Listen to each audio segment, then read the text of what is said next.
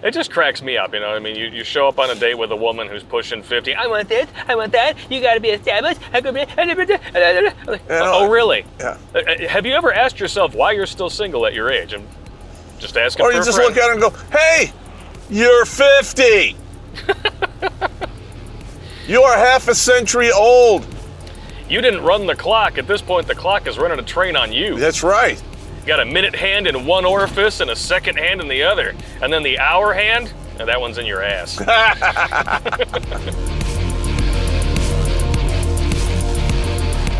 The war on the West is no longer about men or women. It's about the ideological subversion of Western minds by foreign actors cloaked in a public relations friendly outfit called feminism. Join the fight against the destabilization of our very civilization by reading Surviving Fourth Wave Feminism. Learn some inconvenient truths by clicking on the link in the description, because every time you do, a pansexual non-binary socialist cries.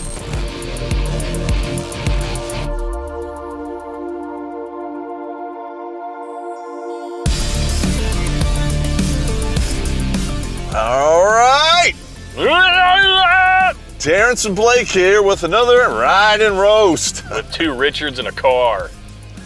Yeah, and you know what you do with Richard in the Old English naming convention? You shorten it to Dick.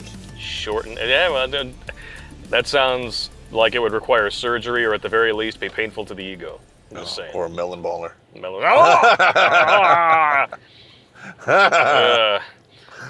So today we're going to be talking about an article about yet another feminist who has discovered that she ran the clock, the game is over, she's never going to have children. Wah. Fail. Lena Dunham. Yep. As in she has done way too much ham. And now she took that ham and stuffed it into the middle of a chicken breast, and she decided to squeeze a bunch of clam chowder on it and make a chicken cordon bleu. Isn't that the one that used to yelled "shot your abortion" or whatever? She was part of that whole movement, but her specific thing was, I never had an abortion, but I wish that I did. What? And then she writes this article asking for sympathy. Anyone who's actually had an abortion knows that it is not something that you want to shout. I actually know someone personally who had one when she was 18 or 19. To this day, it just... every year around the time when she had it, she would be thinking about, okay, how old would this kid be now? It drives her nuts. That which weighs an ounce today is a ton tomorrow, and that is called regret. Yes. Be it a rock or a grain of sand in the water, they all sink the same. Correct. And with that being said, Lena Dunham opens up about her failed IVF in an emotional essay. None of my eggs were viable. Shocker. You know what? I really hope that they keep doing that shit. I want them to waste all that money harvesting eggs, and then when they get to the back end and they try to use them, it's just a big kick in the twat. Well, this is what happens when you buy into an ideology that specializes in lies and propaganda, trying to convince younger women that they have all the time in the world. And you do, until you don't. Yep. Yeah, you have all the time in the world until you don't. Yeah, it happens just like that. Yeah, concentrate on your career now. There will always be time for that later. No. I love how they always try to put off the end game. You notice that? It's like, well, of course I want, a husband and a family, but I can wait for those things. It's like, okay, so this is ultimately what you want, but you're gonna throw a whole rat's nest maze full of HPV and, HIV, the hip HIV, the syphilis, the herpetogonosyphilades, and a whole forest of hard pieces of wood in there. And you gotta have the abortions. And of course, yeah, you always have to have a few meat suit evictions in there. And you want to just throw a huge maze of all that stuff in the way. Correct. And you know what? Mazes are designed to trap people inside. I don't know, these women out there, it's just, you have limited fertility. By the time you're 34, it's pretty much done. And that is how old Lena Dunham is now. Yeah. As we are about to find out. Fertility, Lena Dunham tells people about her new essay in Harper's Magazine, has been the defining topic for me in many ways. Okay, so it's, just so you dudes know, it's totally okay for a woman to point this out. Okay? But when you're a dude in your 40s and you want to date women in their 20s because they're still young and fertile, you're a pig. That's right. Just saying. Chauvinist pig. Chauvinist pig. Why don't you want to date a woman your own age? It's because you can't handle a strong, empowered woman with no fertility or redeeming assets. Woman, yeah. Yeah. Now, listen, and if you're one of those guys who's like, yeah, I like my women to have an hourglass figure, you're a pig. It's like, no, I am biologically programmed to zone in on a healthy hip-to-waist ratio. That's right. I like what I like. I like what I like. It is what it is. But only women are allowed to have standards, men are not. Correct. Ugh. And they keep these same standards long beyond the point of no return. Long beyond their expiration date. Because, you know, I date from time to time, and there's a lot of women out there that, you know, they're in their 40s, and you get all of these laundry lists of criteria, and like, oh, really? As soon as I get beyond, like, the third thing, I'm out. I'm like, this is stupid. It just cracks me up, you know what I mean? You show up on a date with a woman who's pushing 50. I want this, I want that, you gotta be established. Oh, really? Yeah. Have you ever asked yourself why you're still single at your age? I'm just asking for a friend. Or you just look at her and go, hey, you're 50.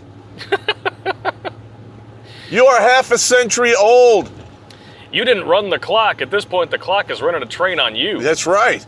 You got a minute hand in one orifice and a second hand in the other. And then the hour hand, and that one's in your ass.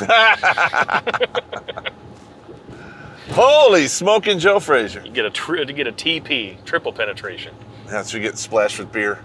Yeah, that's a good one. Lena Dunham in the Ham is opening up for the first time about her journey toward motherhood via in vitro fertilization and the difficult emotions surrounding the fact that it didn't pan out. Shocker. Who cares? In support of her candid new essay for the December cover of Harper's Magazine, the writer, director, and actress, now 34, like I was just saying, talked exclusively with people about why she decided to open up about her experience with infertility, particularly after having her cervix, uterus, and one ovary removed at the age of 31 due to chronic endometriosis. That sounds painful. Wow. It also sounds like something potentially, I'm going to look this up. It sounds to me like she had a bad run-in with an ice cream scoop. They took out all of it. Oh, interesting. There we go. This is exactly what I was wondering about. Because Lena Dunham has built a career off of being essentially a more somber version of Amy Schumer. Amy Schumer's entire shtick is, I'm a slut, even though I'm fat. See, it's funny. Yeah. Lena Dunham did that and just decided to show off her nakedness to everyone with a set of eyeballs, and it's not good. But what I was wondering, and I'm sure this is not true in 100% of the cases, but I did decide to look this up because I was curious. HPV infection may trigger immune changes driving endometriosis development. I knew it. I knew it. So she... It had to be. Well, she caught a fungus from the forested cock that ran through her. She caught a fungus from a fun guy. Yeah, she got a fungus from a fun guy. Wah. Wow. Now, does she have my sympathy for losing her fertility? Like, could it potentially be no fault of her own? If that's the case, and she just naturally developed this, absolutely, that's fucked up. And there are women that does happen to. It does happen to, absolutely, and they have my sympathy, because she figured this out at 31, so she still had a few years of viable fertility left. Mm-hmm. But up until that point, she was the one saying she wished she had always had an abortion. So can you really feel all that sorry for her? I don't. Not really. After first exploring adoption, Dunham was surprised to learn from a doctor that she might have a chance of harvesting eggs with her remaining ovary, which could ideally be fertilized from donor sperm and transferred into a surrogate in the hopes of resulting in a healthy baby. The Hail Mary pass. This is the Hail Mary of the Hail Mary passes. Yeah. I mean, she it has is. no uterus, no Yeah. cervix, and one ovary. That is. This is a Hail Mary pass, even though you're already down by 2 touchdowns and there's less than 10 seconds left in the game. Yeah. So even if you score Those the are some touchdown, slim pickings, man. well, at this point, just because of the personality that she has and how politically grating she is, even if she manages to complete that Hail Mary pass and score a touchdown, you were still down by 14 points and you still lost the game. Yeah, the clock is still going to run. I learned that none of my eggs were viable on Memorial Day in the midst of a global pandemic, she writes in her essay for Harper's Magazine. That's ironic. She learned that somebody's little soldiers weren't going to breach her bulkhead on Memorial Day. On Memorial Day. So all of them were dead? Or what happened? They harvested 6. Okay. And none of them were viable. You do realize, though, when they harvest eggs out of an ovary, you pretty much ruin it. Oh, yeah. Okay. Well, because the only way to get them is to just stick that needle through all that gelatinous fat and muscle and just try to suck them out. God damn, that's just horrible. Ugh, that's terrible. Anytime that I watch one of those medical shows like House or whatever, and they're like, oh yeah, we have to take a liver biopsy, and then they pull out a needle that's this fucking long. Now take a deep breath. This is gonna pinch. Ah! Shit. Oh, God. I hope that I never have to have anything like that done. I probably will because I drink too much, but Shit happens, brother. Shit happens. I'm on the 65 and out plan. 65 and out plan. I was in Los Angeles when I got the call from Dr. Koperman, the slight Jewish man who was my entry into and now exit from the world of corporate reproduction. I love how she has to point out the fact that he's Jewish. What is a slight Jewish? A slight Jewish, or maybe he's a slight man of Jewish descent. So maybe a tall, skinny dude. I don't know. That's kind of weird. He looked properly emaciated, like he had been to Meowschwitz. He went there with his cat. His cat. That's exactly where she's headed, though, now that she knows she can't have any kids.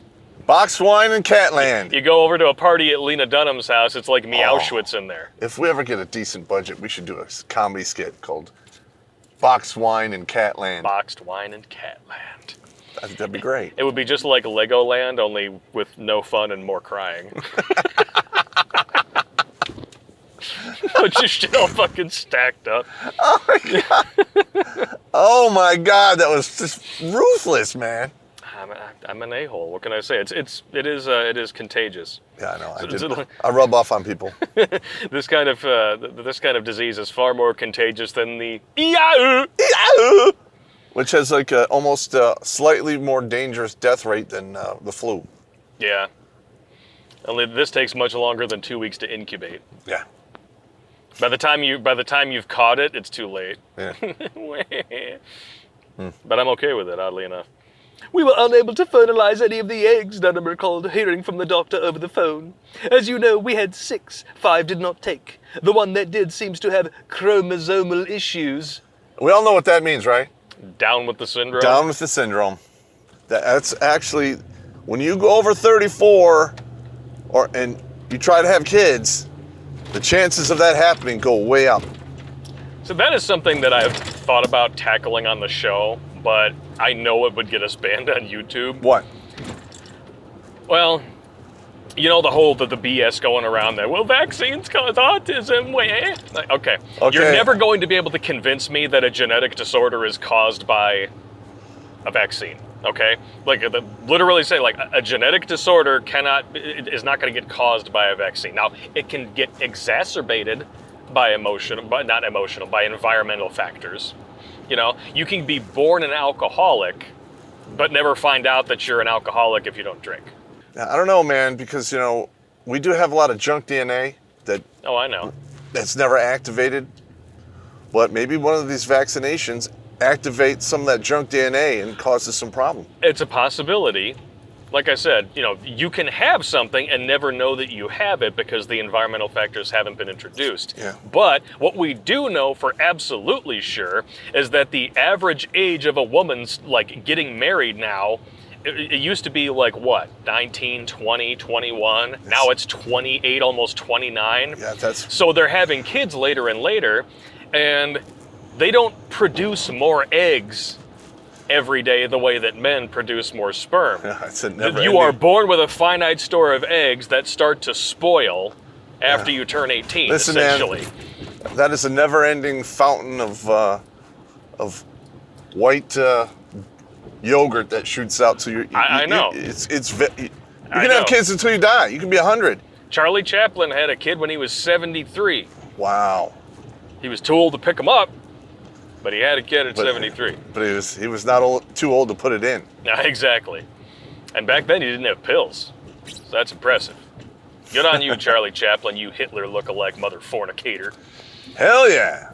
But if somebody gives you 35-year-old eggs and says, you want to whip up an omelet for yourself with those? No. No, I don't even want to crack those. Yeah, that's gonna. That's gonna. You don't even want them in your house. That's gonna stink up the whole place, man. My neighbors are gonna think I got a sewage treatment plant in the basement. Hell no, not gonna happen. Wow. But that's exactly what happened. You have women using spoiled eggs to create kids. Yeah, even in increasing numbers every year. Well, okay, like this particular writer of this article, I'm guessing she failed the dick stacking test in a monumental fashion. Oh, Lena Dunham? Heck yeah. There were some things that were left behind that wreaked havoc on her reproductive gut load down there. Oh, yeah. And she had to have it taken out with an ice cream scooper. Ugh. And now she's playing the sympathy card. Of course. For something that more than likely she did to herself. Well, she's a typical feminist. She decided to go whole hog, figuratively and literally, because she's not a slight woman. She decided to go whole hog on the career, thinking that she was always going to have time for it later. And she basically flat out admits this, that motherhood was just going to be a foregone conclusion for her, but down the road. You know? I mean, she basically bought into the whole lie. They always say that, of course I want to do that down the road. Well, I have time for all that down the road. What they don't realize is that at 35, the road dead ends into a cliff. The wall. It dead ends into the wall. Either way. It's same metaphor, different delivery. Correct. Speaking of delivery, which is something she's never going to be able to do. Well, basically, just to put a cap on my last point, vaccines don't cause autism, women do. Ooh.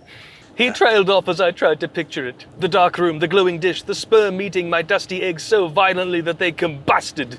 It was hard to understand that they were gone.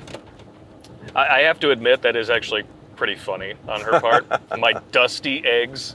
Well, something tells me in her subconscious, she's starting to realize, she fucked up. This journey has forced me to rethink what motherhood will look like, Dunham now tells People. IVF destroyed my body. As a woman who tends toward rampant endometriosis, filling my body with estrogen, and because of what my body has been through, subjecting it to such excruciating pain, only to come to the end and learn that those eggs were not viable.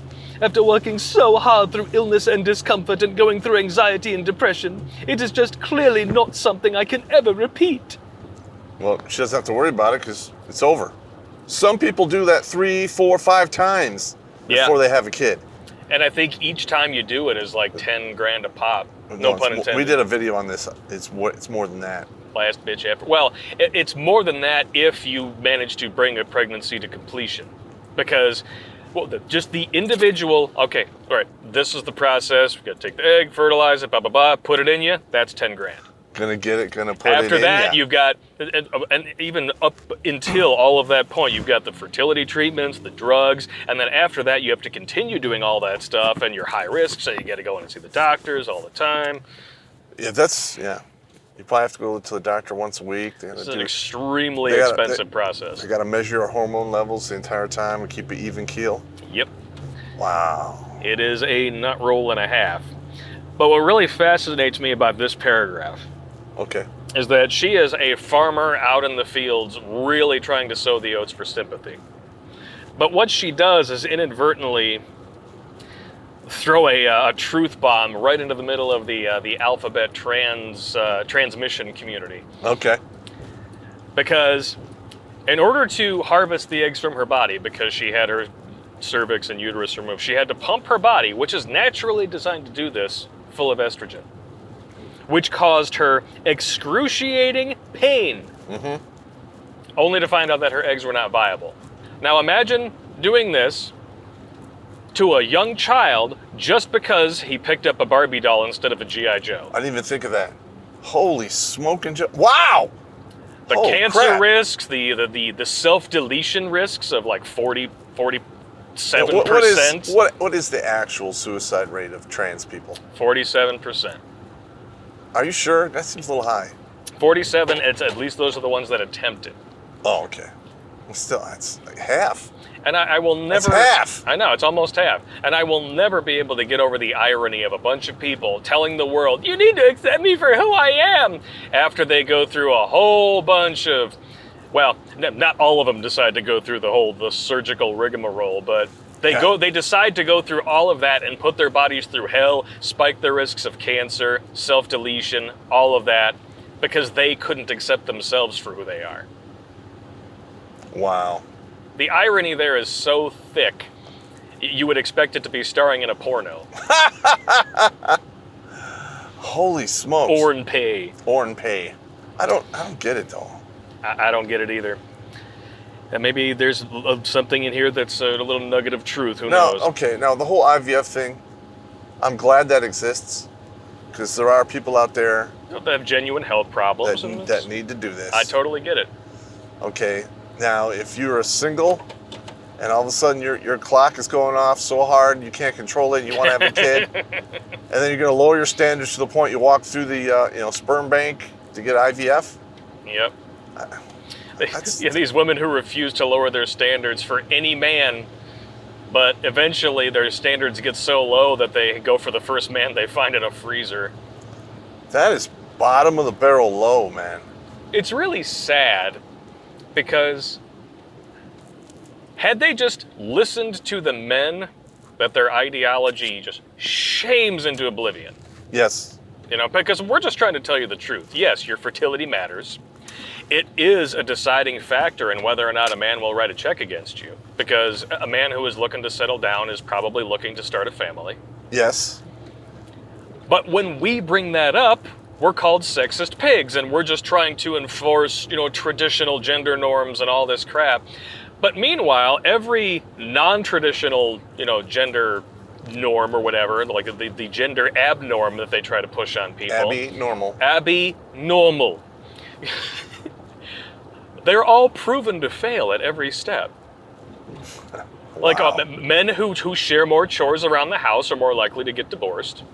Women who sleep around, because, you should be able to do the same thing as a man, right? Well, they're more likely to get divorced. They're more likely to contract STDs, more likely to have abortions. Have psychological trauma. Yeah, at what point are they going to realize, and not even realize, just appreciate the reality that's directly in front of them?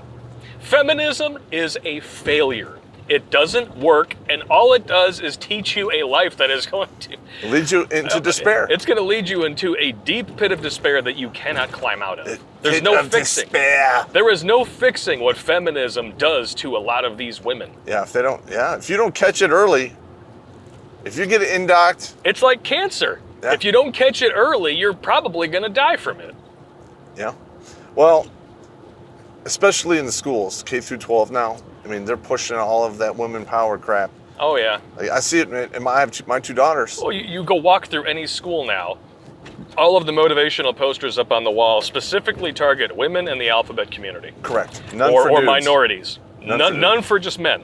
And that's probably why I have the fans that watch the show is we talk about man shit. Yeah. Because this is really, online is the only place you're going to find it. And that's why YouTube is trying to evict us. Correct. They don't want people learning the truth. And now, Obama's coming out and saying that the internet is a threat to democracy. Suck my fucking pole, you ass bag. Yeah, I was never a fan of that guy. Oh, but never a whisper of scandal his entire presidency, right? Yeah. Never. Of course not. I hate that guy. Fast and Furious, ACA, IRS. What is that? What is it? The nuclear fuel thing?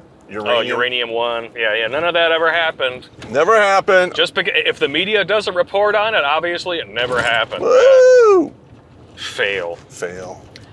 I think women have a keen instinct of what's happening with their own bodies, and I had an instinct that it probably wouldn't work, she continues. I had hopes that it would, but to be honest, I'd already made my peace about becoming an adoptive mother. Then why write this article?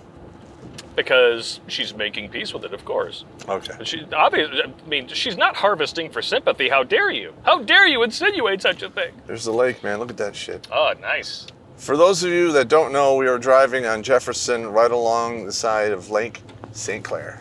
It's quite nice. In Michigan. Michigan. Yep. But then when everyone got so excited about there being this possibility that my one ovary could produce eggs, and with IVF and surrogacy I could maybe still have a biological child, it pulled me away from what I think I already instinctively knew. The game is up. So, I love this.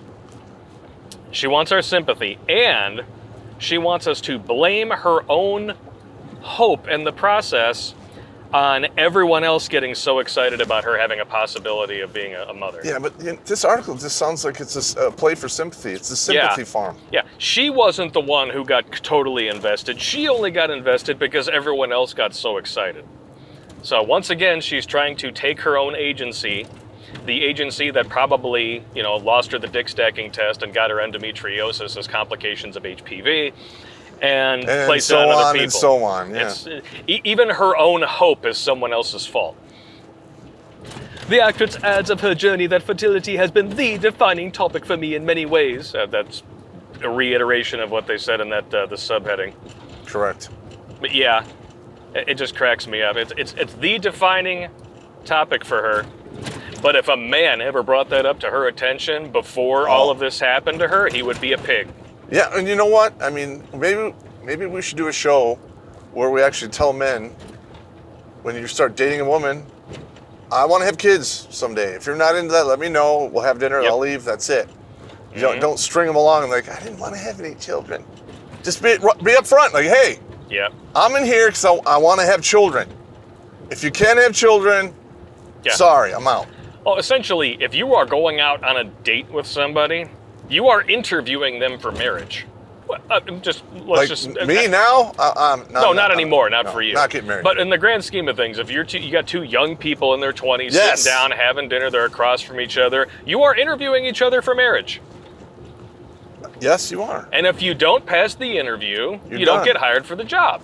Correct. You And don't you get know the what? second interview or the But third women interview. are the one that they're really good at treating the date like a job interview. I've been on Oh, dozens yeah, of them. Dozens of them. So, Terrence, how much do you have in your 501 or your 401k? Well, she didn't. It wasn't. She didn't say it like that. She's like, so, So, when are you looking to retire? And then I answered that. I'm like, 65, 60. Really? Well, how much you want to? You can retire early, can't you? How much do you have saved up? So she was like trying to massage the information out of me. And I'm telling you, these women come out of the box programmed to do this. Oh, yeah. Because I don't know. Maybe they teach them a course, a super secret course somewhere that men aren't allowed to see. Yeah, so they're taking that course at the same time that men are taking the patriarchy course, where we all get together and smoke cigars and figure out how to fuck over women. Get out of here, man. Dude, that's messed up. It is, because it's not true. If this is a patriarchy designed to keep women down, it is a monumental failure. It's a failure, man. It is a failure in every conceivable metric. It's a raging failure. Just like Lena Dunham. Dunham.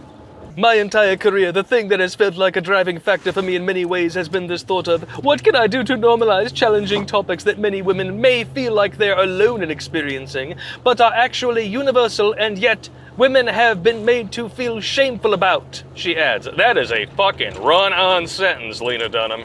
Yeah, we're not, listen, we're not here to judge sentence structure. No. But that is just a huge play for shame. I'm going to turn it around here. Oh, yeah. I'm sorry, but the only thing shaming women for not being infertile is reality. Yeah. Like, we got to realitize these men people. are not going to shame you for being infertile unless you became that way through your own neglect of your own body. Or maybe you intentionally got your tubes tied. Yeah. You know, some guys might be a little upset at that, because especially if they didn't have the discussion up front, they want to have kids, and they do want to have kids. Exactly. That's a problem. If you feel ashamed that you talked about how you wanted to have an abortion and never you did. You regretted not having an abortion. not having an abortion, and now you can't get pregnant at all. If that makes you feel ashamed, you're crazy. Instead of trying to talk about what's making you feel ashamed, just realize that sometimes you just should be. Yeah. Wow. If you feel ashamed, ask yourself why. Well, because no one's going to try to make you feel that way about something that you can easily, sympathy mine for, which is exactly what she's doing. She's sympathy mining, yeah. That's straight up. But the thing is, like all of those emotions that you just discussed, yeah, you have to, if you want to actually get better, you have to source where that problem is coming from. You know what I'm saying? Yeah. If you can't source where it's from, then your emotions are gonna run wild because you don't know how to tie them down. True story. Like literally, if you're angry all the time over nothing, and you can't source why you're angry, it's never gonna go away. Absolutely. And the same thing with anger, shame, all that. The only one that doesn't fall into that category is love. Yeah. But all the rest of that stuff, man, I need to put that in my book, rewrite. I think the biggest issue that we have now, especially with today's Western women, is just that they have been told that nothing is ever their fault. So when they feel ashamed, they feel angry, they feel any emotion at all, the culture that has raised them up has told them that all of those feelings are not only valid, but not their fault and can be blamed on somebody else. Yeah. So even when there's no outward factor contributing to it, they just attribute it to society. Not my fault. Society makes me feel ashamed for this.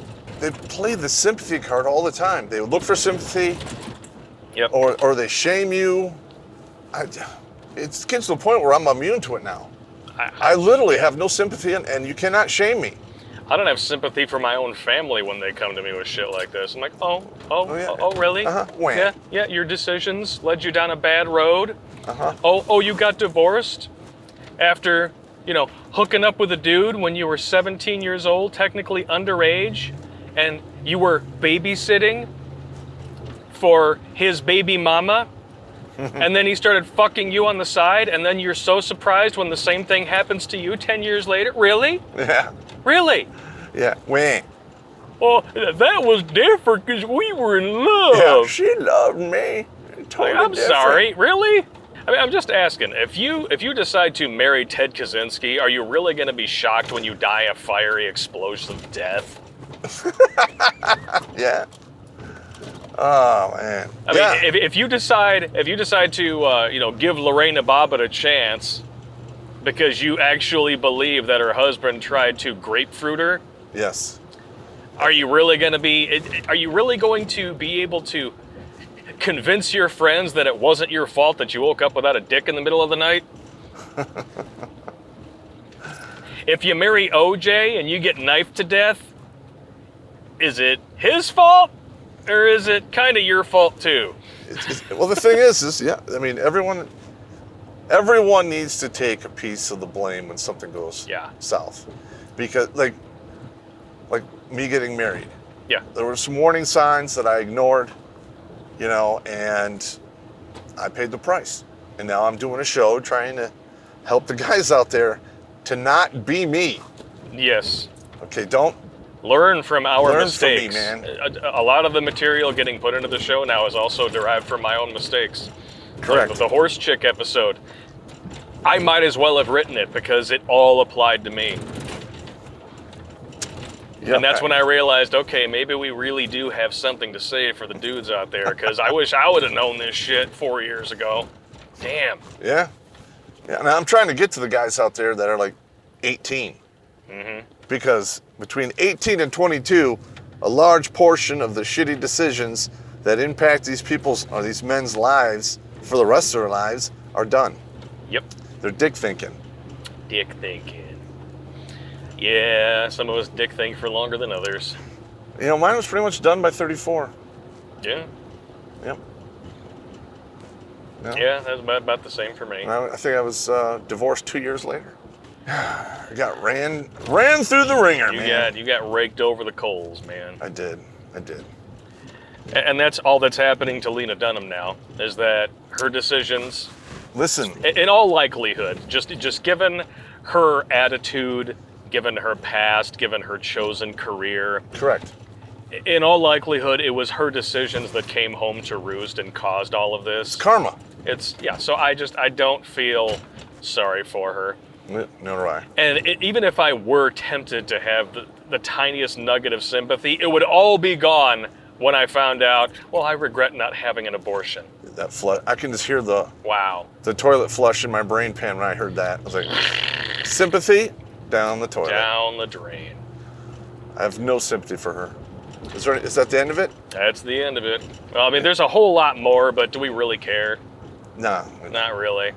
We'll put links to the article in the description, if you guys archived, want to of read course, because I do not link to mainstream media websites. I archive them so that they do not get your money. Wow, we're doing that now. Okay. I have been for quite a while. All right, good. Archiving is the best way to do it. If you guys need to share an article from like CNN, MSNBC, what have you, archive it first and then share the archived link. Because a lot of these places, they will publish these articles that are just full of inaccuracies for clickbait and lies for clickbait, and then they will silently edit it later. If you archive it, you get to keep the original and even go back in time and check to see if they have made changes, and if so, what changes they made. Wow, I'm glad that archive exists, but I heard that it's starting to go south too. Yeah, well, they're trying to. The Wayback Machine has been politically compromised now, and they're trying to go after archive.today, but it seems to be failing so far because this has been an ongoing thing now for months. We need to have an archive. Yes. Okay. We need to be able to, we need to have a free and open way to make these people accountable for their misinformation. Or just have an archive because, 1,000 years from now, if it's not written down, nobody's going to know what happened. Yeah. Okay? I mean, there should be an archive. We're going to blow up the internet. Well, so people can actually like, hey man, let's learn from this. Yeah. But if we don't do that, then we're going to basically be a dog chasing its own tail till it dies. Yeah, because what's going on now with the lamestream media going after archiving sites and all tech platforms, it's the internet equivalent of book burning. It is. Yeah, but hashtag punch a bears. Nazi, right? Yeah, hashtag punch a Nazi. Who's a Nazi? Well, anyone who doesn't agree with me. Yeah, that's correct. What I thought. That's so stupid. That shit just makes me mad.